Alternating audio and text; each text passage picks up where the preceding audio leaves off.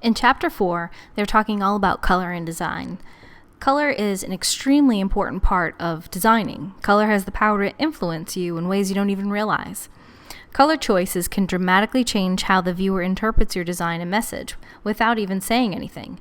Spending time working on understanding color is crucial to becoming a great designer. What we go over here today will get you started on your path to understanding color better, but I challenge you to study it more on your own. Do some research and see what's out there. And matter of fact, to that point, you should never stop learning in this field.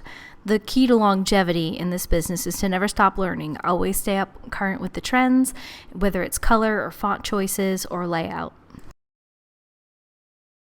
I think we all have a general idea of how the eyes work, but just to recap a little bit, the retina is what perceives light and color.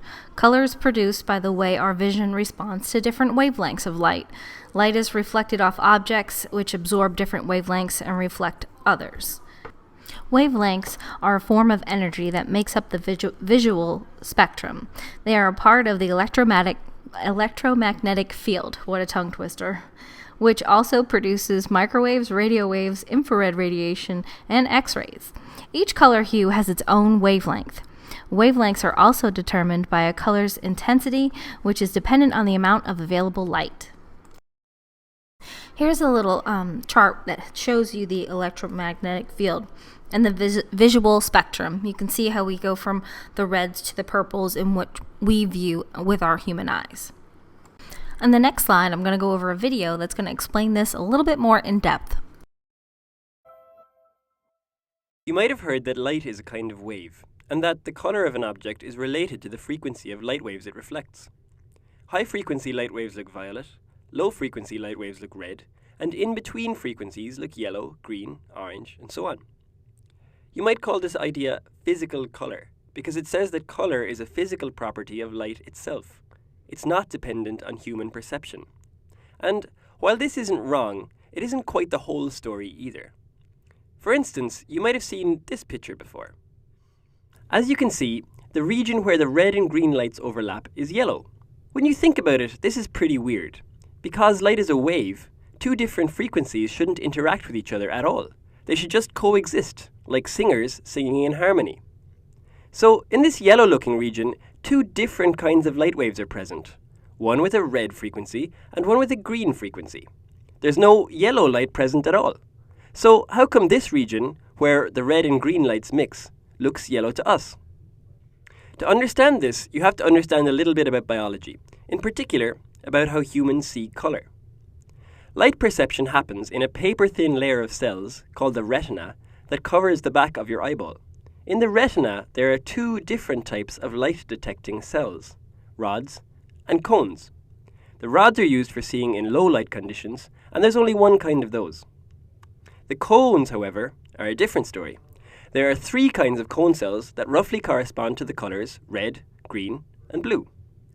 When you see a color, each cone sends its own distinct signal to your brain. For example, suppose that yellow light, that is, real yellow light with a yellow frequency, is shining on your eye. You don't have a cone specifically for detecting yellow, but yellow is kinda close to green and also kinda close to red, so both the red and green cones get activated, and each sends a signal to your brain saying so. Of course, there's another way to activate the red cones and the green cones simultaneously, if both red light and green light are present at the same time. The point is, your brain receives the same signal regardless of whether you see light that has the yellow frequency or light that is a mixture of the green and red frequencies. That's why, for light, red plus green equals yellow. And how come you can't detect colors when it's dark? Well, the rod cells in your retina take over in low light conditions. You only have one kind of rod cell, and so there's only one type of signal that can get sent to your brain, light or no light. Having only one kind of light detector doesn't leave any room for seeing color. There are infinitely many different physical colors, but because we only have three kinds of cones, the brain can be tricked into thinking it's seeing any color by carefully adding together the right combination of just three colors, red, green, and blue. This property of human vision is really useful in the real world. For example, TV manufacturing. Instead of having to put infinitely many colours in your TV set to simulate the real world, TV manufacturers only have to put 3: red, green, and blue. Which is lucky for them, really.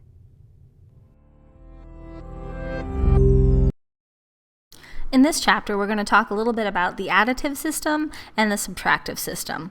But first, let's talk about the additive system. This depends on light. It makes all colors visible, and white light. Primary hues are red, green, and blue, and secondary hues are cyan, magenta, and yellow. The subtractive system is based on mixing color pigments. As colors are mixed, they render a subtracting effect, which especially filters the light striking to the new color surface.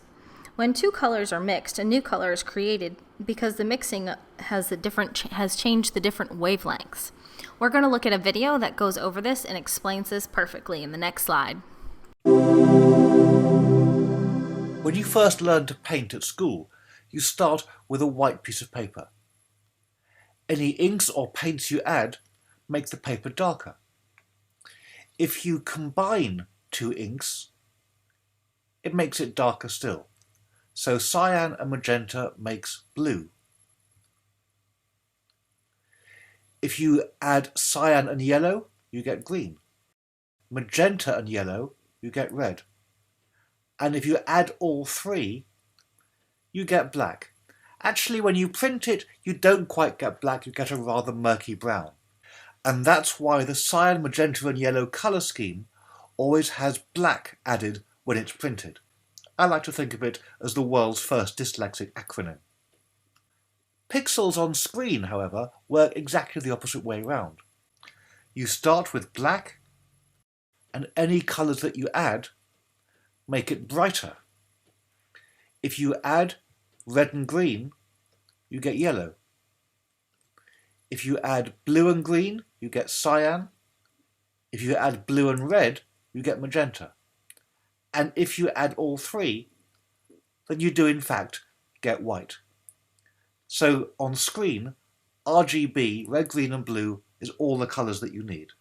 Where cyan and magenta and yellow intersect, you get red, green and blue. Where red, green and blue intersect, you get cyan, magenta and yellow. The trouble is not all the colours you can get with RGB can be printed with CMYK. Before you print an image that looks bright and dazzling on screen, always check how it's going to look when it's in CMYK. Turning on gamut warning mode will show you all the colours in grey that simply can't be printed as they appear on screen. Another point I want to make in the subtractive system is when you have two colors, like you do in this chart, the orange and the blue, look at all of the many hues that these two colors, when mixed together, create, all the way as you approach the middle section is that neutral gray. This is in the subtractive system only. The additive system does not do this. In printing, anything that you're going to do, whether it's a brochure or a book or an ad, all of the printing is based on CMYK, cyan, magenta, yellow, and black. They're separated into 4 colors, and as they hit each plate, and they make an image onto your on the press plate. Match systems are used when the color is so critical to get right. You can use a Pantone color to make sure that you get the exact color you want.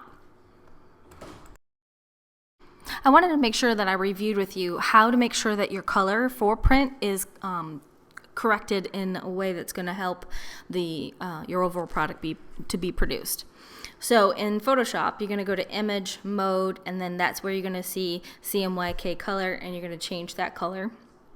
In Illustrator, it's something similar, but you go under Edit, Edit Colors, and then you can convert to CMYK if your document is originally in RGB.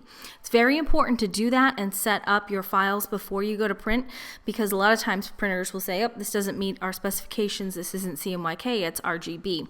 The color changes so much from your monitor to CMYK because your monitor has prisms of light. It's very easy to make all kinds of different colors, and they look vibrant and different because they're made on your computer. If you try and take that same color from RGB to CMYK, you're going to get a darkening of the tone. So you want to make sure that you have control over the tone and how it looks in your final piece. So I can't say enough that this is a very, very important part of the process when you are submitting something for print. So I know we're going over it briefly here, but make sure you take note of this. This is very important in how to change your colors. Also, in InDesign, if you eyedropper a color out of an image, like I've shown you in a previous section, you got to make sure that you double click on that color in the swatches palette and see where it's got that RGB icon there in the swatches palette. You want to make sure that you change that RGB to CMYK by double clicking on it, and then the swatches option will come up.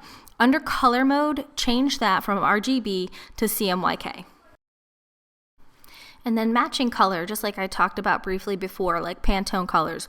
Color match can be specified for an area, a fill in your typography, a graphic element, or a border. Each swatch provides the color number and the ink formula that is prepared by a printer. So that way you know that you get consistent color for that particular color everywhere across the board. So it's going to be good in print, and it's going to reproduce the same every single time because it's a pre-mixed color. Think about the color on your walls.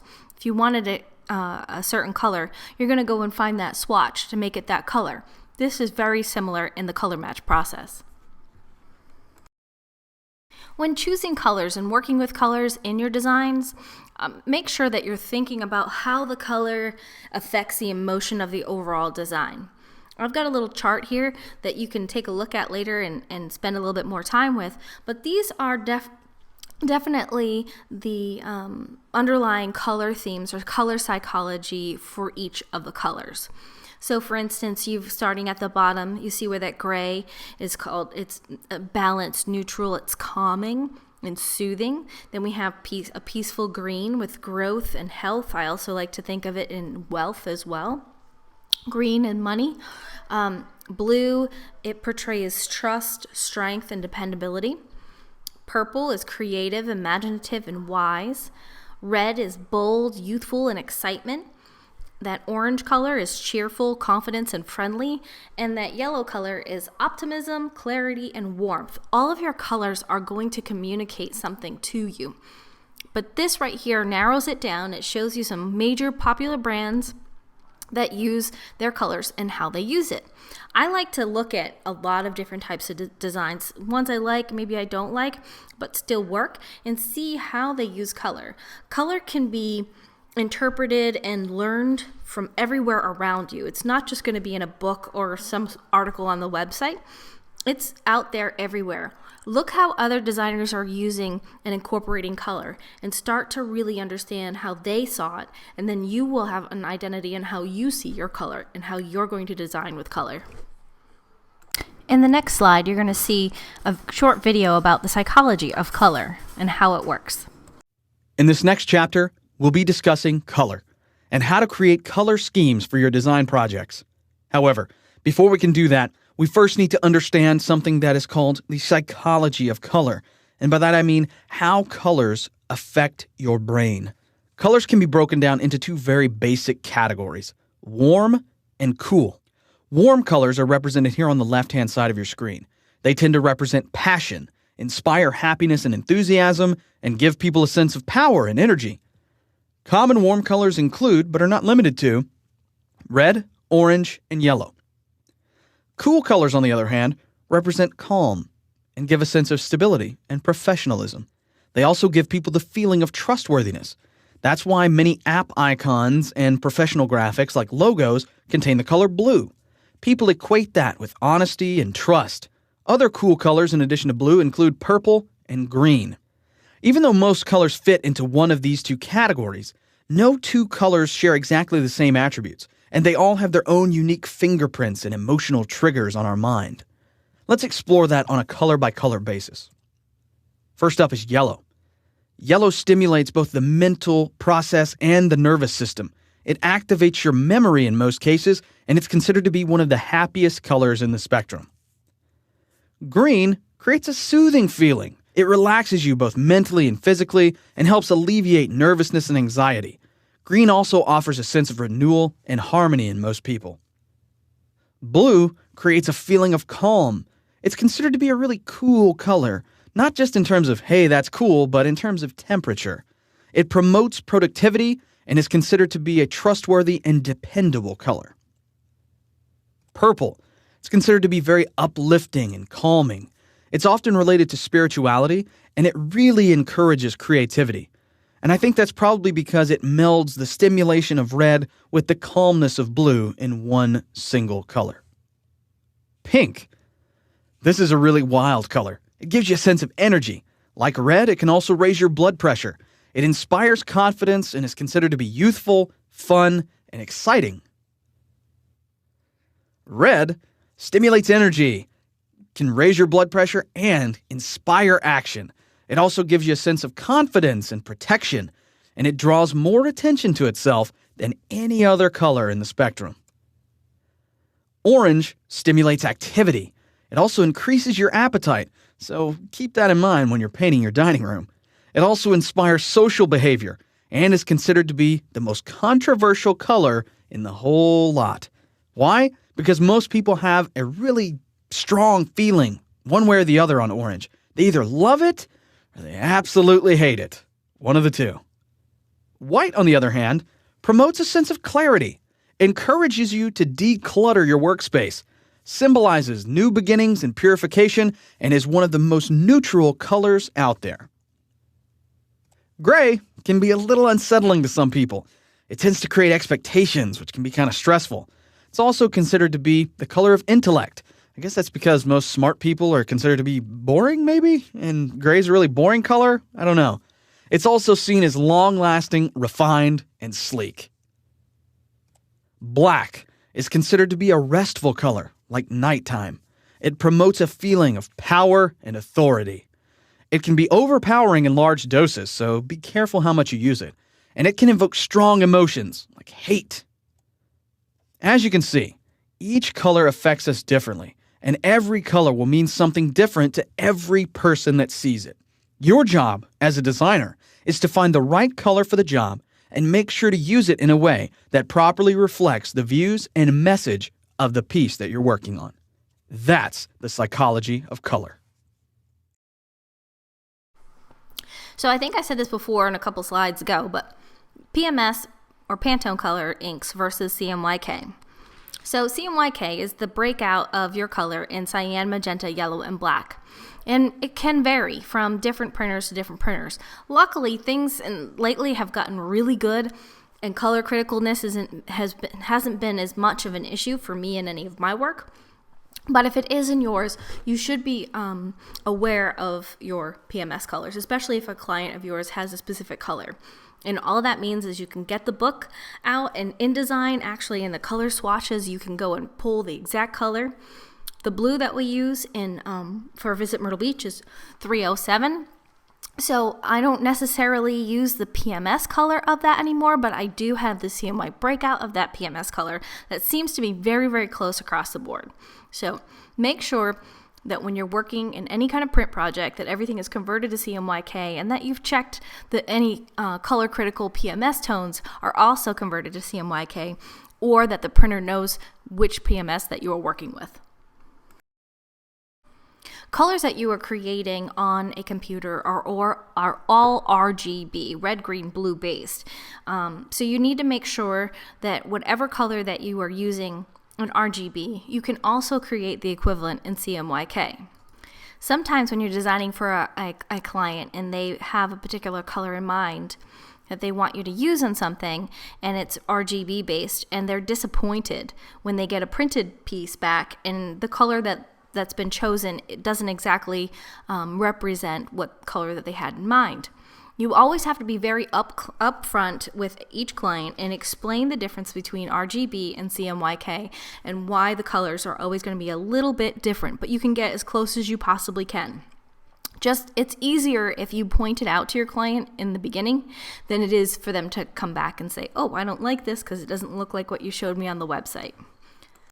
Joseph Albers was really influential in the world of color and his color theory. His theory was all about experimenting with colors and how they work with each other and how they look next to each other and adjacent to one another.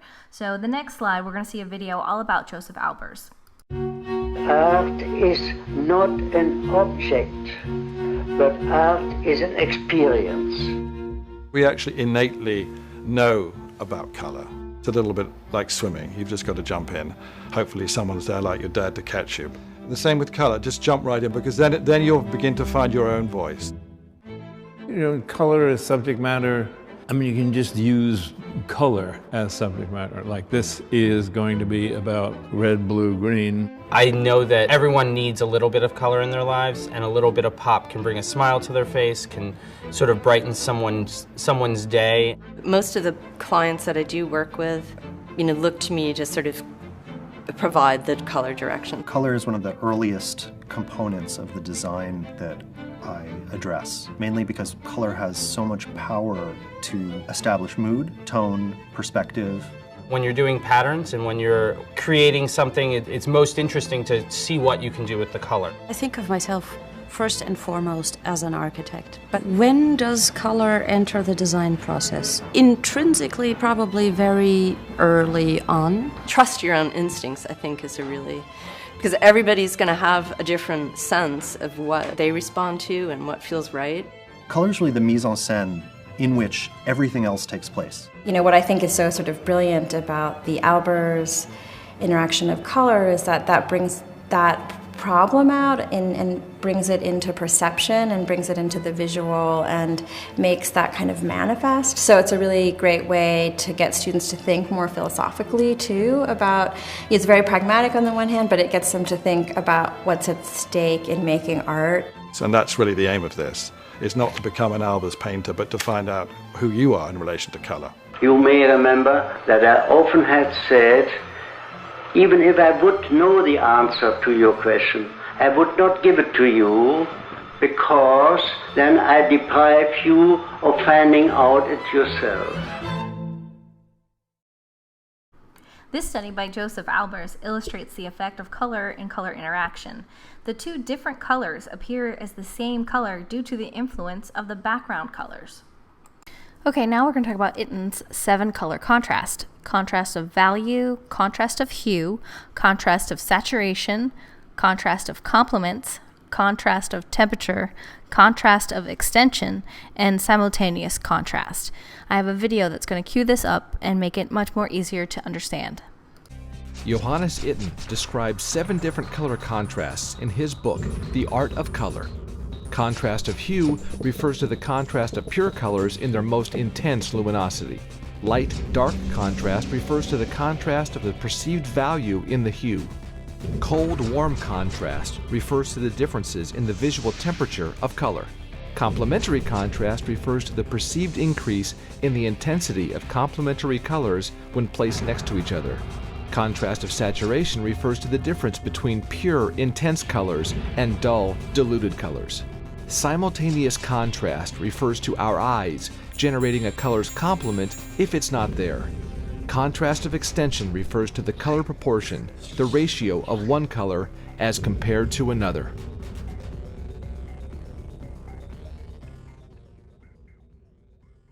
Look at this example. The yellow and the black used here give a high degree of contrast and visibility.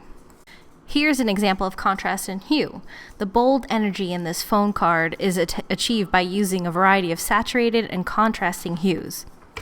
Contrast of saturation. In this example, the contrast is formed by the juxtaposition of light and dark values in their relative saturation.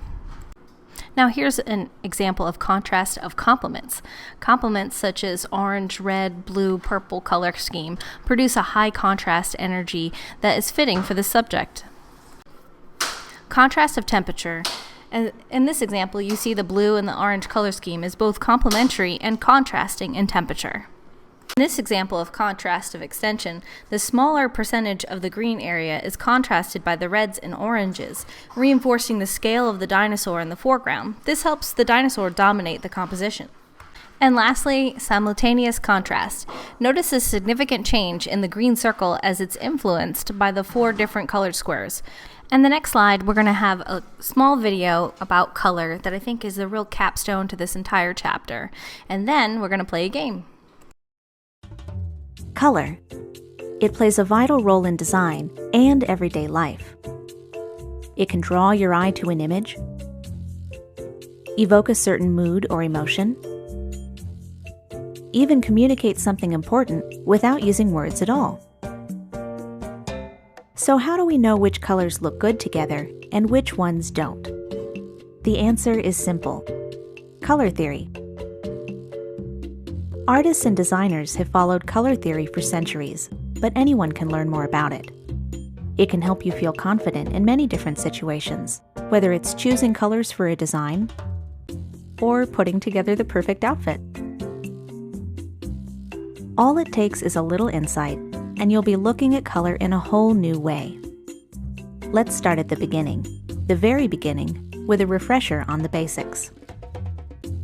Remember learning about primary and secondary colors in school? Then you already have some knowledge of color theory. Red and yellow make orange, yellow and blue make green, and blue and red make purple. If we mix these colors together, we get even more in-between shades, like red-orange and yellow-green. Altogether, they form what's called a color wheel. You can probably see where it gets its name. Now, let's take it one step further with hue, saturation, and value. These are terms you might never see in daily life, but they're the key to understanding more nuanced colors, like all those little paint chips at the home improvement store. Hue is the easiest one. It's basically just another word for color. Saturation refers to intensity. In other words, whether the color appears more subtle or more vibrant. Value has to do with how dark or light the color is, ranging from black to white. As you can see, this gives us many different shades, from a deep reddish brown to light pastel pink. So how do we put this all together to create professional-looking color schemes? There are actually tried and true formulas based on something called color harmony that can help. All you need is the color wheel. The easiest formula for harmony is monochromatic because it only uses one color or hue. Just pick a spot on the color wheel and use your knowledge of saturation and value to create variations. The best thing about monochromatic color schemes is that they're guaranteed to match. An analogous color scheme uses colors that are next to each other on the wheel, like reds and oranges, or cooler colors like blues and greens. Don't be afraid to play with the palette and create your own unique interpretation. That's what these formulas really are, merely starting points to help guide and inspire you.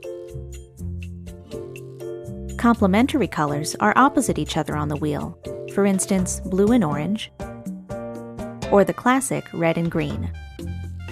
To avoid complementary color schemes that are too simplistic, add some variety by introducing lighter, darker, or desaturated tones.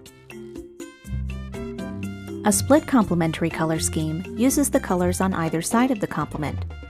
This gives you the same level of contrast, but more colors to work with, and potentially more interesting results.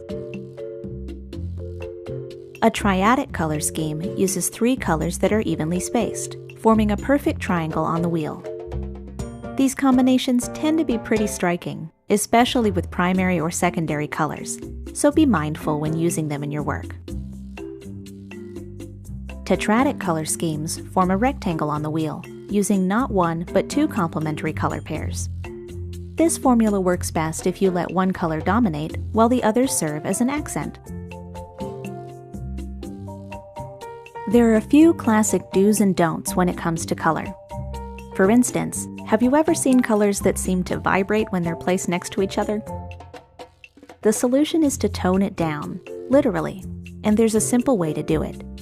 Start with one color and try adjusting its lightness, darkness, or saturation. Sometimes a little contrast is all your color palette needs. Readability is an important factor in any design. Your colors should be legible, engaging, and easy on the eyes. Sometimes that means not using color, at least not in every little detail.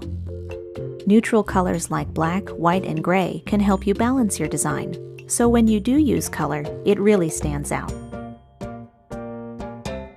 Every color sends a message.